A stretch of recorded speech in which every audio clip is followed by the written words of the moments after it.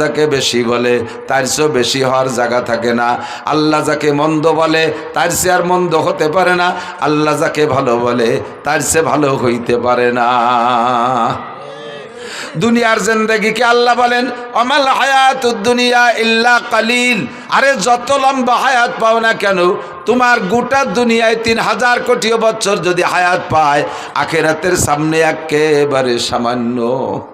মূল হায়াত হলো ওয়া ইন্নাদ দারাল আখিরাতা লাহিয়াল হায়াওয়ান, আখিরাতের ঘরের হায়াতই হলো আসল হায়াত। আমার যুবক বন্ধুরা, তোমাদের উদ্দেশ্য করে কিন্তু ওয়াজ করি। বুড়োকে ওয়াজ আমি কোনোদিন করি না, কারণ বুড়োরা বার্ধক্যজনিত কারণে দুর্বল হয়ে গেছে, এমনি তারা ভালো হয়ে গেছে। ঠ্যাং একখান কবরে চলে গেছে, চাকা একটা পাংচার হয়ে গেছে বুড়োকে। সালতানগর কান্দার মানুষ রাতের বেলা হেসাক ধরায় কাজী হতেন, সেই মানুষগুলো এখন বিছানায় শুয়ে শুয়ে ডেকরাচ্ছেন, কোন সময় জান্ডা বের হয়ে যায়। এই বুড়োরে আর হেদায়েতের ওয়াজ করার কোনো দরকার নাই। বুড়োর কাজে করার বল নাই, বাহুতে বল নাই, ঠ্যাঙ্গে বল নাই, চোখে পাওয়ার নাই, কানে শক্তি নাই, পাকস্থলিতে হজমি শক্তি নাই। সাদা যাও খাইলে যেমন খাই নিচের পাইতে সেইভাবে বারোই চলে যায়। এই বুড়োর আর ভালো হিদায়তের ওয়াজের দরকার নাই। যারা হুঙ্কার মারো, জমিনের উপর দিয়ে গুতা মাইরা চলো, তাদেরকে আল্লাহ বলেন ওয়ালা তামশি ফিল আরদি মারাহা। এ যুবক, ওয়ালা তামশি ফিল আরদি মারাহা, একটু নরম হ, একটু ভদ্র হ, একটু নমনীয় হ, একটু দিনদার হ। ওয়ালা তামশি ফিল আরদি মারাহা, জমিনের উপরে হুঙ্কার মেরে চলিস না, দাপটের সাথে মাটির উপরে মারিস না। ইন্নাকা লান তাখরিকাল আরদা, তোর পায়ের ধাক্কায় জমিনের থেকে এক মুঠ মাটিও সরে যাবে না। ওয়ালান তাবলুগাল জিবালা তুলা, আর তুমি লম্বা হইয়া পাহাড়ের চাইতে লম্বা হইতে পারবা না। আরে হাজার হাজার পাহাড়কে কিয়ামতে উড়িয়ে দেওয়া হবে। ইযা ওয়াকাতিল ওয়াকিয়া লাইসা লিওয়াকাতিহা কাযিবা খাফিদাতুর রাফিয়া ইযা রুজ্জাতিল আরদু রাজ্জা অবুসাতিল জিবালু বাসসা ফাকানাত হাবাআম মুমবাসসা। শিমুল গাছের পাকা ফল ফাইটা গেলে তুলোগুলো যেমন বাতাসে উড়ে চলে যায়, পাহাড় পর্বতগুলো এরকম তুলার মতো উড়ে চলে যাবে। তুমি সাথে সেই পাহাড়, যেই পাহাড়ের চাইতে জোয়ান হওয়ার কথা আল্লাহ বললেন, তুমি পাহাড় ছাড়াই লম্বা হইতে পারো নাই। যদি পাহাড় সমান হইতেও পারো, তোমার সেই পাহাড়েরই অস্তিত্ব থাকবে না। তোমার মতো সালতানগর কান্দা ফরিদপুর বাংলাদেশের খুদেমাসি যুবক, তোমার মতো যুবকরে মারতে আমি আল্লাহর একটা পয়সাও খরচ করা লাগে না। তোমার ঠ্যাং ভাঙতে আমার একটা পয়সাও খরচ করা লাগে না। তোমার টাকা দিয়ে তোমার ঠ্যাং ভাঙবা, তোমার টাকা দিয়ে তুমি মরবা। মোটর সাইকেল চালাইবা, বাপের পিঁয়াজ বেচা 6 লক্ষ টাকা দিয়ে মোটর সাইকেল কিনে বিশ্ব রোডে টান দিবি, ট্রাকের পাশার তল দিয়ে ঢুকে নাক দিয়ে বেরোয় চলে যাবি। তোর মাথায় এক জায়গা, বডি আর এক জায়গা, কুত্তর গোস্তর সাথে তোর গোস্ত জড়াই যাবে। তোর গোস্ত কোনটুক আর কুত্তর গোস্ত কোনটুক ভাগ করে বের করে আনা যাবে না। এ তোরে মারতে আমার পয়সা লাগবে না, তোর টাকায় তুই মরে যাবি। শুধুমাত্র আমি একটু বেকা নজরে তাকাবো। তুই বেকা হবি, আমি বেকা নজরে তাকাবো। জায়গায় চলে আসো যুবক, ময়দানে মাশারটা হবে কেমন? এই পৃথিবী থেকে বর্তমানে সূর্য 9,30,00,000 মাইল উপরে। কত দূর মুখস্থ হতেছেন না? জমিন থেকে পৃথিবী, সূর্য কত উপরে? 9,30,00,000 মাইল উপরে। প্রায় এখান থেকে ফরিদপুর হবে না? 9,30,00,000 মাইল মানে 9,30,00,000 মাইল।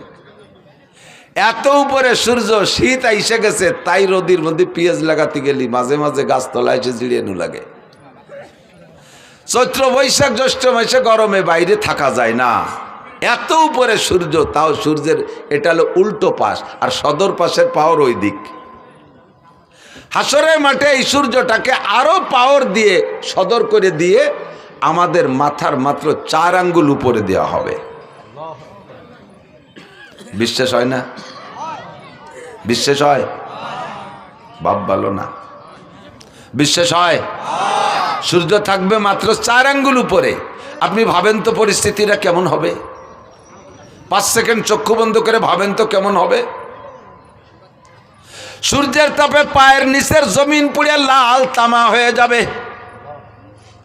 পাগলের মতো চিল্লাইতে থাকবেন আর বলবেন রব্বানা আখরিজনা মিনহা ফাইন শিতা আদখিলনাল জান্নাতা ওয়া ইন শিতা আদখিলনান নার। আল্লাহ এই মাঠে সহ্য করতে পারছি না, তোমার মনে চাইলে বেহেশতে দাও, মনে চাইলে দোজখে দাও, তবে মাঠটা ত্যাগ করার ব্যবস্থা করে দাও, এই জায়গা কিন্তু থাকতে পারতেছি না। ময়দানে মাহশারটা এমন বিপজ্জনক হবে, তার সামনে জাহান্নামে যে এর সে কঠিন শাস্তি তার তুলনাই মনে হবে না, তা কিছুই মনে হবে না। মনে হবে যেন এই হাসরের মাঠ জাহান্নামের চাইতে বেশি বিপদ। ও দোস্ত, ওই ময়দানের জায়গা আর কোথাও নাই, একটা মাথা গোজার জায়গা নাই, একটা মাত্র ছায়া থাকবে। ইয়াউমা লা জিল্লা ইল্লা জিল্লুহু, ওই ছায়াটা একমাত্র আল্লাহর ছায়া। আল্লাহর ছায়া মানে আল্লাহর আরশে আজিমের ছায়া। ওই ছায়ার নিচে কেউরে জায়গা দেওয়া হবে না, কেউরে জায়গা দেওয়া হবে না। বাছাই করে এর মধ্যে থেকে 7 গুণের মানুষকে বের করা হবে। তার ভিতরে 1 নম্বর গুণ হলো ইমামুন আদিলুন, যারা ন্যায়পরায়ণ দায়িত্বশীল। ন্যায়পরায়ণ দায়িত্বশীল, মাদ্রাসার ন্যায়পরায়ণ মুহতামিম, স্কুলের ন্যায়পরায়ণ হেডমাস্টার, হাই স্কুলের ন্যায়পরায়ণ হেডমাস্টার, কলেজের ন্যায়পরায়ণ প্রিন্সিপাল, বিশ্ববিদ্যালয়ের ন্যায়পরায়ণ ভাইস চ্যান্সেলর, ইউনিয়নের চেয়ারম্যান ন্যায়পরায়ণ যদি হয়, ওয়ার্ডের মেম্বার যদি ন্যায়পরায়ণ হয়, ন্যায়পরায়ণ পর্যন্ত ন্যায় বিচারক নীতিবান যদি হয়, এরপরে এমপি সাহেব যদি নীতিবান হয়, মন্ত্রী সাহেব যদি নীতিবান হয়, প্রাইম মিনিস্টার প্রেসিডেন্ট যদি নীতিবান হয়, ইনসাফগার হয়, এই মানুষগুলো সমাজের মাতুব্বার যারা আছে। আপনাদের এলাকায় মাতুব্বারি পদ্ধতি আছে না? বিচার করে মাতুব্বাররা আছে না? খুব আল্লাহওয়ালা মাতুব্বার, 1 পয়সা ঘুষ খায় না, এরকম ভালো লাগে না? ঘুষ খায় না, না ঘুষ ছাড়া আর কিছু খায় না, অন্য কোনো কামাই নেই, এইগুলি তো খায়, তার মানে ঘুষ ছাড়া কিছু খায় না। এরকম ভালো ভালো মাতুব্বার আছে না? নাই? আল্লাহ আকবার। সাতক্ষীরা গেছি, মোবাইলে চার্জ দিতে পারতেছে না, কারেন্টই পাই না। কারেন্ট আছে, লাইন আছে, কিন্তু কারেন্ট থাকে না। তা আমি বললাম মৌলানা মোস্তফা কামালে ভাই, আপনাকে এখানে কারেন্ট কীরকম যায়, একটু কেমন যা কয়, তো মোবাইলে চার্জ দিতে পারতেছি না। উনিকে আমাকে এখানে কারেন্ট কখনো যায় না, মাঝে মধ্যে একটু আসে। কারেন্ট কখনো যায় না, মাঝে মধ্যে একটু আসে। যাওয়া হিসেব করার কায়দা নাই। মাতুব্বারা ঘুষ খায় না, কয় খায় না মানে ঘুষ ছাড়া অন্য কিছু খায় না, হালাল খুব সামান্য, কখনো একটু হালাল পালি খায়, নালি খায় না। ন্যায়পরায়ণ মাতুব্বার, পরিবারের গার্জিয়ান দায়িত্বশীল যিনি আছেন, তিনি যদি পরিবারের সদস্যের উপরে ন্যায় বিচার করেন, আপনারা 1 নম্বর মেহমান আরশে আজিমের ছায়া পাওয়ার জন্য। 2 নম্বর সেকেন্ড প্লেস। আমার যুবকরা তাকাও, এ যুবক এদিক ওদিক তাকাইস না, আমার দিক তাকা। আমি হাত ধরে আরশে আজিমের নিচে বসানোর ব্যবস্থা করে দিচ্ছি। নবী পাক বলেন শাবুন নাশা ফি ইবাদাতিল্লাহ, যে যুবক যৌবনকালটাকে আল্লাহর হুকুমে পরিচালনা করলো। কালটা বড় কঠিন কাল, যৌবনকাল। যৌবনকালে গুনাহ বেশি করা যায়, নেকিও বেশি করা যায়। কতক্ষণ ইচ্ছে করলে দাঁড়ায় দাঁড়াইয়া সারা রাত তাহাজ্জুদের মধ্যে কাটাইতে পারো, ইচ্ছে করলে বাইসাইকেল চালাইয়া বিশ্ব ইজতেমায় যাইতে পারো এই সালতা থেকে, ইচ্ছে করলে বাইসাইকেল চালাইয়া চরমুনার ময়দানে যাইতে পারো, ইচ্ছে করলে বাইসাইকেল চালাইয়া গহরডাঙ্গার মাঠের সামনে মাহফিল আছে 3, 4, 5 এই ডিসেম্বরের, সে জায়গা তুমি মাহফিলে অংশগ্রহণ করতে পারো। এটা হলো যৌবনকালের গরম। ইচ্ছে করলে বাইসাইকেল চালাইয়া উড়াকান্দি ঠাউর বাড়ি যাইতে পারো, ইচ্ছে করলে বাইসাইকেল চালাইয়া তুমি কুষ্টিয়া লালন শাহর মাজারে যাইতে পারো। সবটা ইচ্ছে করলে এই কালে পারে। 80 বছরে বুড়োরা যদি কাকা 10,000 টাকা দেওয়া নিয়ে আপনি সাইকেল খান নিয়ে একটু কুষ্টিয়ে যান, রাজি হবে? প্রাইভেট কারে উঠে দিলি তাই থাকতে রাজি না। আর এটা যৌবনকালের পাওয়ার, যৌবনকালেই পারো। রাত্রে দাঁড়ায় দাঁড়ায় তাহাজ্জুদ পড়তে পারো। তার প্রমাণ হলো তুমি রাত 3টের সময় মেসি আর নেইমারের ফুটবল খেলার টাইম জানতে পারছো, সময়সূচি। শীতকালে রাত 3টেই হবে আজকের ম্যাচ। এই সমর্থকরা, সমর্থক হোক আর না হোক, খেলা দেখনেওয়ালারা ঘুমাইছে। কতক্ষণ ঘুমাইছে? ওই টেলিভিশনের সামনেই ভুতু পেশার মতো চাইয়ে দাঁড়ায় রয়েছে, একটা পলক মারে না, চোখে পলক মারে না। কারণ কোন পলকে একটা শট মিস হয়ে যাবে, কোন সময় পলক মারতে যাবো আর ওই পলকে একটা বাড়ি দিয়া মেসি একটা গোল দিয়ে ফেলবে। এই মেসিরে দেওয়ার জন্য পেসির দল সব দাঁড়ায় রয়েছে। রাত 4টের ম্যাচ ছিল সেটাও দেখছো, 3টের ম্যাচও তাও দেখছো, রাত 2টের ম্যাচও দেখছো, 1টার ম্যাচও দেখছো, সারাটা রাত 1টা মাস পর্যন্ত বিশ্বকাপ ফুটবল খেলা দাঁড়ায় দাঁড়ায় দেখছো। এটাই প্রমাণ করে তুমি এত কঠিন শীতের রাত্রে ফাঁকা জায়গায় টেলিভিশন চালাইয়া বিশাল পর্দা লাগাইয়া তুমি এই সারা রাতি টেলিভিশনে কি বলা হয় ফুটবলের ম্যাচগুলো তুমি মিস করো নাই। কাজেই প্রমাণ তুমি রাত্রে দাঁড়ায় দাঁড়ায় তাহাজ্জুদও পড়তে পারতে। শেষ রাত্রে উইটা ঠান্ডা পানি দে ওযুর দরকার করবা বা গোসলের দরকার কইরা তুমি দাঁড়াইয়া তাহাজ্জুদ পড়তে পারতা।